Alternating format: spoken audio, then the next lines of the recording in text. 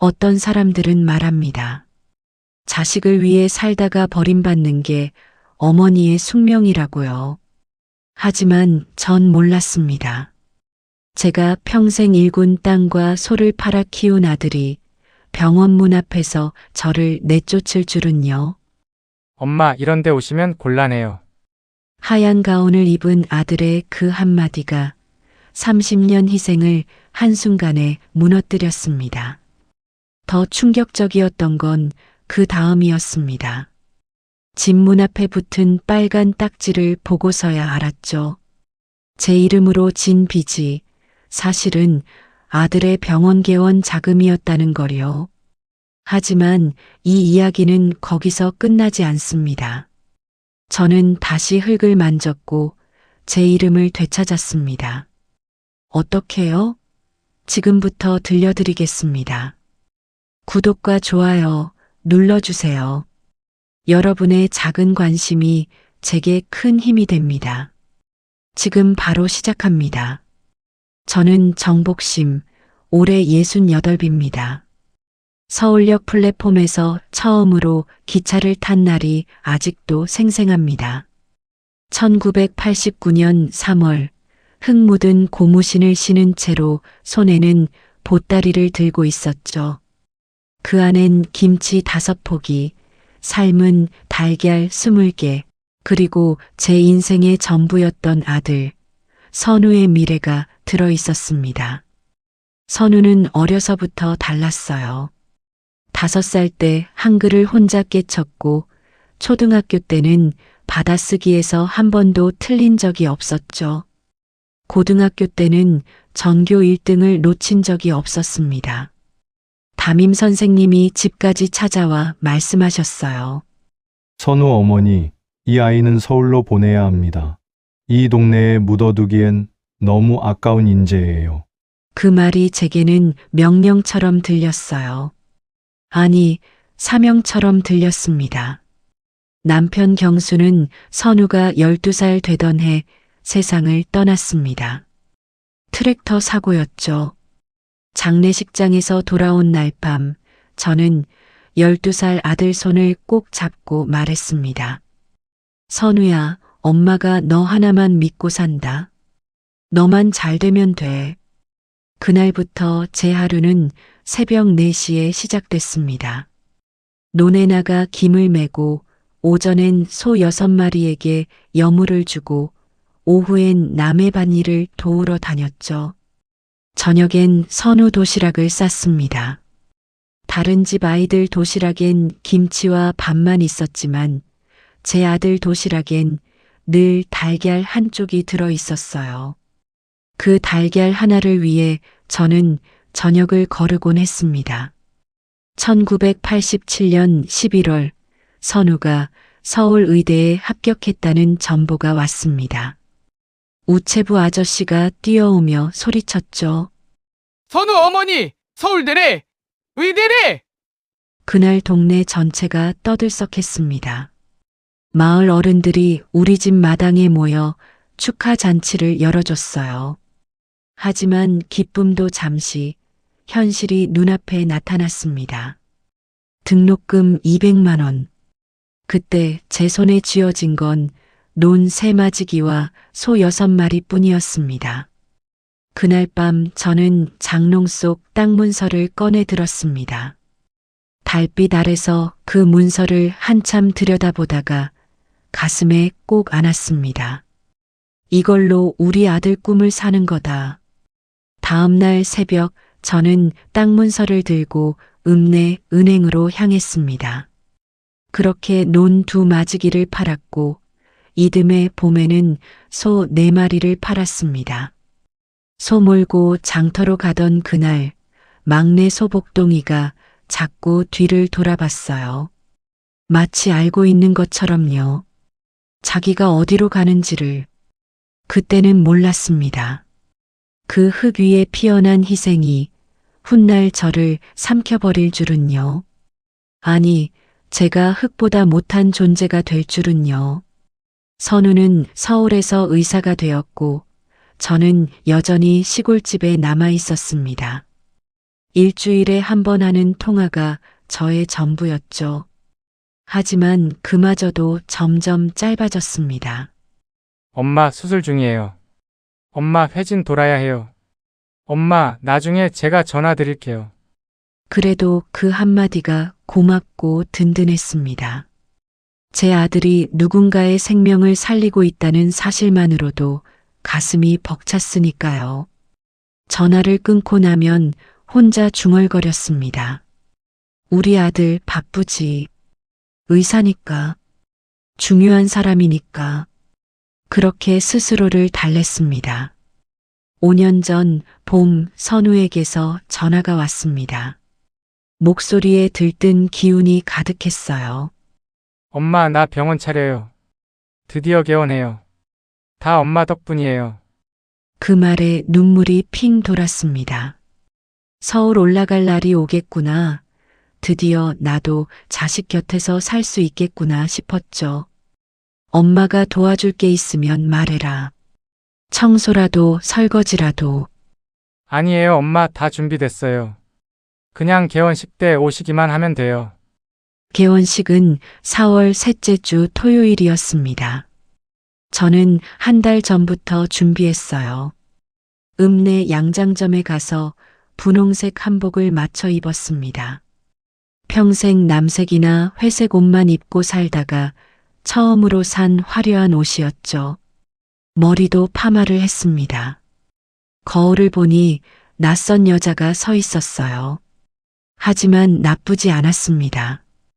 개원식 날 서울행 기차에 몸을 실었습니다. 가슴이 두근거렸어요. 아들의 병원, 아들의 성공, 그 자리에 제가 서 있을 거라는 사실이 믿기지 않았습니다. 병원은 강남의 큰 건물 3층에 있었습니다. 유리문을 열고 들어서니 하얀 대리석 바닥과 샹들리에가 눈에 들어왔죠. 로비엔 축하 화환이 가득했고 양복 입은 사람들이 와인을 들고 서 있었습니다. 그때 선우가 보였습니다. 하얀 가운을 입고 사람들과 악수를 나누고 있었어요. 저는 얼른 다가갔습니다. 선우야. 아들이 돌아봤습니다. 그런데 표정이 굳어졌어요. 제 분홍 한복을 위아래로 훑어보더니 작은 목소리로 말했습니다. 엄마 이런 옷은 좀 그렇잖아요. 손님들도 많고. 그 순간 세상이 멈췄습니다. 주변의 웃음소리도 샴페인 따는 소리도 아무것도 들리지 않았습니다. 제가 한 달 동안 준비한 이 옷이 제가 평생 처음으로 자랑스럽게 입은 이 한복이 아들 눈엔 그런 옷이었습니다. 선우는 저를 구석 테이블로 데려갔습니다. 엄마 여기 앉아 계세요. 제가 인사 다 끝나면 올게요. 그리곤 다시 손님들에게로 갔죠. 하얀 가운을 입은 아들의 뒷모습이 점점 멀어졌습니다. 1시간을 앉아 있었지만 아들은 오지 않았습니다. 결국 저는 조용히 일어나 병원을 나왔어요. 집으로 돌아오는 기차 안에서 분홍색 한복이 자꾸만 눈에 밟혔습니다. 창문에 비친 제 모습이 너무 초라해 보였어요. 그날 이후 선우는 더 이상 우리 아들이 아니었습니다. 그의 세상에는 저 같은 시골 여자가 들어설 자리가 없었습니다. 봄비가 추적추적 내리던 어느 월요일 오전이었습니다. 며칠 전부터 머리가 지끈거리고 어지러웠는데 그날따라 심했어요. 혈압을 재보니 180이 넘었습니다. 이웃집 순자가 말했죠. 복심아 아들이 의사잖아. 빨리 가봐. 그래서 저는 망설임 끝에 선우병원으로 향했습니다. 그래, 우리 아들이 의사니까 괜찮을 거야. 비를 맞으며 버스를 2번 갈아탔습니다. 병원 앞에 도착하니 옷이 다 젖어 있었어요. 유리문을 밀고 들어서는데 차가운 냉방 바람이 얼굴을 때렸습니다. 접수 데스크의 젊은 여직원이 저를 보더니 물었습니다. 환자분 예약하셨나요? 아니요. 저 이선우 원장님 어머니예요. 직원의 표정이 변했습니다. 당황한 듯 저를 위아래로 훑어보더니 잠시 뒤로 들어갔어요. 다른 간호사들이 제게 시선을 주고받았습니다. 귓속말이 들렸죠. 진짜 원장님 어머니야. 근데 왜 예약도 안 하고? 5분쯤 지났을까요? 진료실 문이 열리고 선우가 나왔습니다. 하얀 가운을 입은 모습이 여전히 낯설었어요. 하지만 저는 반가운 마음에 다가갔습니다. 선우야, 엄마 머리가 너무 아파서. 그런데 아들이 제게 다가오지 않았습니다. 진료실과 대기실 사이 그 어정쩡한 공간에 서서 조용히 말했습니다. 엄마, 이런 데 오시면 곤란해요. 다른 환자들이 불편해해요. 다음부턴 동네 병원 가세요. 그 말이 마치 칼처럼 꽂혔습니다. 주변이 조용해졌어요. 대기실에 앉아있던 환자들이 저를 쳐다봤습니다. 간호사들도 고개를 돌렸죠. 저는 그 시선들 속에서 얼어붙었습니다. 선우야, 엄마가. 엄마, 여기서 이러지 마세요. 제가 나중에 전화 드릴게요. 아들은 다시 진료실로 들어갔습니다. 문이 닫히는 소리가 유난히 크게 들렸어요. 저는 그 자리에 한참을 서 있었습니다. 젖은 옷에서 물이 뚝뚝 떨어졌고 냉방 바람에 몸이 얼었습니다. 접수 직원이 조심스럽게 말했습니다. 어머니 불편하시면 저희가 택시라도. 아니에요. 괜찮아요. 저는 고개를 숙이고 병원을 나왔습니다. 유리문을 나서는 순간 문에 비친 제 모습을 봤어요. 젖은 머리, 구부정한 어깨, 낡은 운동화. 그 모습이 너무 초라했습니다. 비는 더 세차게 내렸습니다. 저는 우산도 없이 그냥 걸었어요. 빗물인지 눈물인지 구분이 안 갔습니다. 그렇게 저는 아들에게서 쫓겨난 어머니가 되었습니다. 버스 정류장에서 한참을 서 있었습니다. 핸드폰이 울렸어요. 선우였습니다. 하지만 받지 않았습니다. 3번을 더 울렸지만 끝내 받지 않았어요. 집에 돌아와 젖은 옷을 벗는데 거울에 비친 제 몸이 보였습니다. 주름진 손, 굽은 허리, 굳은 살 박힌 발. 이 몸으로 30년을 일했구나. 이 손으로 아들을 키웠구나. 그런데 그 아들은 이 몸이 부끄러운가 보구나. 병원 사건 이후 일주일이 지났습니다. 선우에게서 연락은 없었어요. 저도 전화하지 않았습니다. 무슨 말을 해야 할지 몰랐으니까요. 그러던 어느 목요일 오후 대문을 나서는데 빨간 종이가 붙어 있었습니다. 체납 통보서 최종 경고. 손이 떨렸어요. 무슨 일인가 싶어 펼쳐보니 제 이름으로 된 대출금 8천만 원이 6개월째 연체되었다고 적혀 있었습니다. 8천만 원.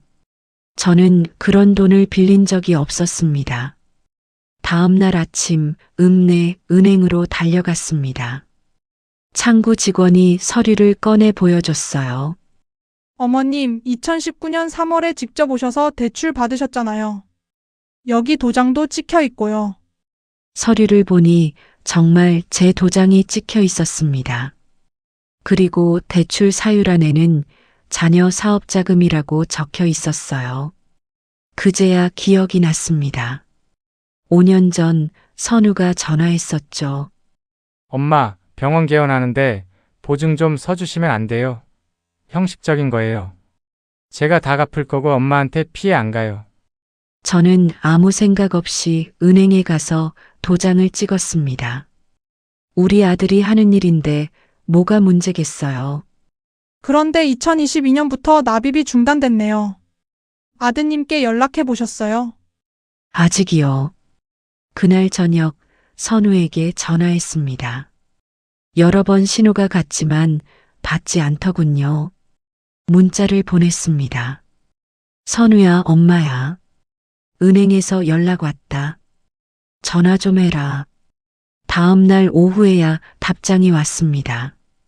엄마 죄송해요. 요즘 병원이 어려워서요. 조금만 기다려 주세요. 조금만 기다리라고. 벌써 6개월을 기다렸는데, 내 집이 경매로 넘어갈 수도 있는데, 그날 밤 저는 잠을 이룰 수 없었습니다. 장롱 속을 뒤지다가 낡은 보자기에 쌓인 뭔가를 발견했어요. 펼쳐보니 흙 한 줌이었습니다. 논을 팔기 전 마지막으로 남겨둔 고향의 흙이었죠. 그 흙을 손바닥에 올려놓았습니다. 차가웠어요.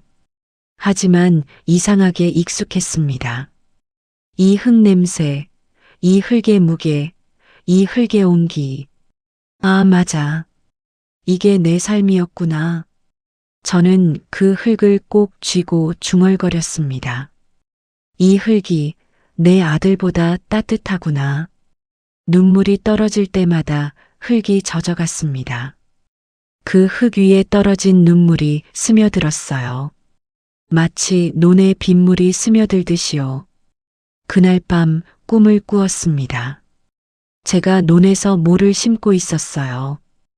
허리를 굽히고 손으로 흙을 만지며 한 포기 한 포기 심고 있었습니다. 그런데 이상했어요. 꿈속에 저는 웃고 있었거든요. 아침에 눈을 떴을 때 결심이 섰습니다. 이제 그만 아들의 어머니로 살지 말자. 정복심으로 살자. 나로 살자.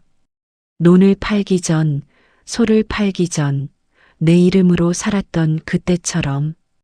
새벽 5시 닭 울음소리에 눈을 떴습니다.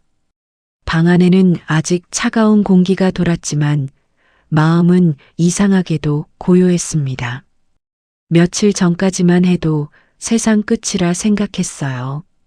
집도 빼앗기고 아들도 잃고 이제 남은 건 아무것도 없다고요. 하지만 이제는 다르게 생각합니다. 제겐 아직 이 두 손이 있고 이 흙이 있습니다. 은행 대출은 집을 담보로 재조정받았습니다. 10년 동안 천천히 갚기로 했어요. 이자만 내면 되니까 할 수 있습니다. 소를 팔던 그 손으로 다시 시작할 수 있습니다. 마을 이장님을 찾아갔습니다. 이장님, 저 일할 데 없을까요? 뭐든 하겠습니다. 이장님이 저를 한참 보시더니 말씀하셨어요. 선우 어머니, 장터에 빈 자리 하나 있는데 거기서 장사 한번 해보는 게 어떻겠어? 시골 장터 한켠에 작은 밥차를 냈습니다. 손수레 하나에 솥 하나, 그게 전부였어요. 간판도 직접 썼습니다. 정복심 집밥. 메뉴는 단순했습니다. 마을에서 직접 기른 채소로 만든 도시락. 배추, 무, 고추, 상추. 제 손으로 씨 뿌리고 물 주고 키운 것들이었죠. 밥은 가마솥에 지었어요. 나무로 불을 떼니까 밥이 달랐습니다. 어릴 적 먹던 그 맛이 났어요. 첫날은 하나도 못 팔았습니다. 사람들이 지나가며 쳐다만 봤어요. 둘째 날도 마찬가지였습니다. 하지만 셋째 날 한 할머니가 다가오셨습니다. 이게 얼마요? 3,000원입니다. 하나 주소. 그 할머니가 도시락을 받아들고 한 숟가락 뜨시더니 말씀하셨어요. 이 맛. 옛날 맛이네. 우리 어릴 적 엄마가 해주던 그 맛. 그날 이후 사람들이 하나 둘 찾아오기 시작했습니다. 처음엔 할머니, 할아버지들이었어요. 그 다음엔 중년분들이 오셨고 나중엔 젊은 사람들도 왔습니다. 이 밥 먹으면 마음이 따뜻해져요. 할머니, 이 반찬 비법이 뭐예요? 저는 웃으며 대답했습니다. 비법은 없어. 그냥 정성이지. 석 달이 지나자 밥차가 소문났습니다. 읍내 신문에도 났어요. 66세 할머니의 집밥, 장터의 새로운 명물. 기자가 와서 물었습니다. 어떻게 이런 사업을 시작하셨어요? 저는 잠시 망설이다가 대답했습니다. 다시 시작하려고요. 나로서요. 그러던 어느 가을날 장터에 낯선 차 한 대가 섰습니다. 벤츠였어요.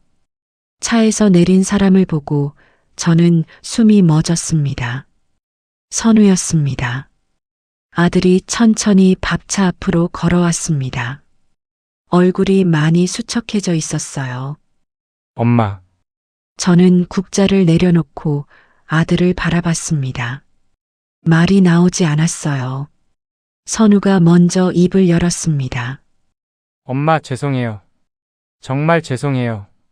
제가 너무 잘못했어요. 아들의 눈에 눈물이 고였습니다. 병원 문전 박대한 것도 돈 문제도 다 제 잘못이에요. 엄마 희생은 당연한 줄 알았어요. 엄마는 항상 거기 있을 줄 알았어요. 근데 엄마가 이렇게 혼자 사시는 거 보니까 제가 뭘 잃었는지 알겠어요. 저는 고개를 들어 아들을 봤습니다. 하얀 가운이 아닌 그냥 평범한 옷을 입은 제 아들이 거기 서 있었어요. 선우야, 네, 엄마. 괜찮다. 다만 내가 잃은 건 돈이 아니란 걸 잊지 마라. 내가 잃은 건 뿌리다. 내가 어디서 왔는지, 누가 너를 키웠는지, 그 흙이 얼마나 따뜻한지, 그걸 잊어버렸던 거야. 선우가 고개를 떨구었습니다. 한참을 그렇게 서 있다가 물었어요. 엄마, 저 이제라도 다시 시작해도 될까요? 엄마 아들로서요. 저는 밥 한 공기를 퍼서 아들 앞에 내밀었습니다. 일단 먹어라. 밥부터 먹고 이야기하자. 선우가 숟가락을 들었습니다.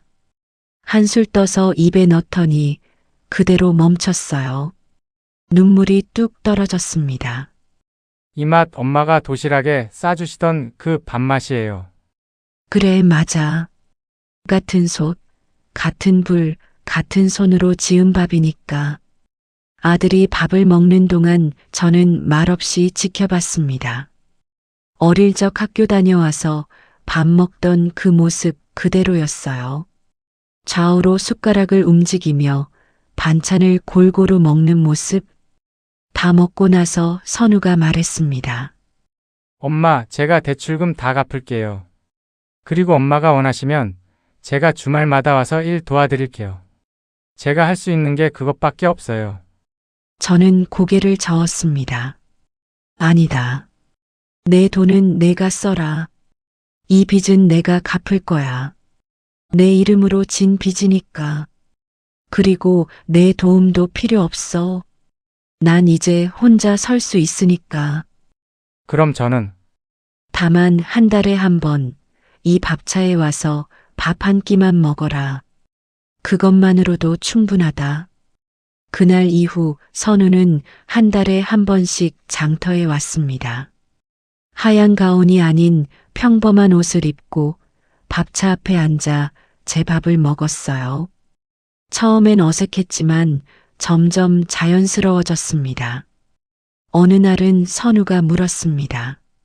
엄마 후회하세요? 저를 의사로 만든 거요. 저는 장작불을 지피며 대답했습니다. 후회는 안 해. 다만 아쉽지. 내가 너한테 너무 많은 걸 기대했나 보다. 넌 그냥 의사면 됐는데 난 내가 효자이기까지 바랬으니까. 엄마, 괜찮아. 이제 알았으니까. 자식은 자식의 인생을 살고 부모는 부모의 인생을 사는 거란 걸. 너는 내 환자들 살리고 나는 내 밥 짓고 그것만으로도 우린 각자 제 몫을 하는 거야. 겨울이 지나고 봄이 왔습니다. 밥차 옆 텃밭에 씨를 뿌렸어요. 상추, 깻잎, 고추. 아침마다 물을 주며 중얼거렸습니다. 잘 자라라. 내가 지켜볼 테니까. 그러던 어느 날 흙을 만지다가 문득 깨달았습니다. 이 흙의 온도가 달라졌다는 걸요. 예전엔 차가웠는데 이젠 따뜻합니다. 아니, 제 손이 따뜻해진 걸까요? 장롱 속에 넣어뒀던 그 흙 한 줌을 다시 꺼냈습니다. 손바닥에 올려놓고 한참을 들여다봤어요. 이 흙 속에 제 30년이 들어 있습니다. 희생도, 눈물도, 분노도. 하지만 이제는 알아요. 이 흙은 끝이 아니라 시작이었다는 걸요. 저는 그 흙을 텃밭에 뿌렸습니다. 흙이 흙으로 돌아갔어요. 그리고 그 위에 새싹이 돋아났습니다. 지금도 새벽 5시면 눈을 뜹니다. 하지만 이제는 누군가를 위해서가 아니라 나를 위해서입니다. 밥을 짓고 손님을 맞이하고 흙을 만지고 해가 지면 쉽니다. 이게 제 하루예요. 정복심의 하루입니다. 가끔 밤하늘을 올려다봅니다. 별이 참 많아요. 예전엔 볼 시간이 없었는데 이제는 볼 수 있습니다. 그리고 생각합니다. 저는 나쁜 어머니가 아니었습니다. 다만 나를 잃은 어머니였을 뿐이죠. 이제는 찾았습니다. 흙 한 줌의 온도 속에서 제 이름을 되찾았습니다.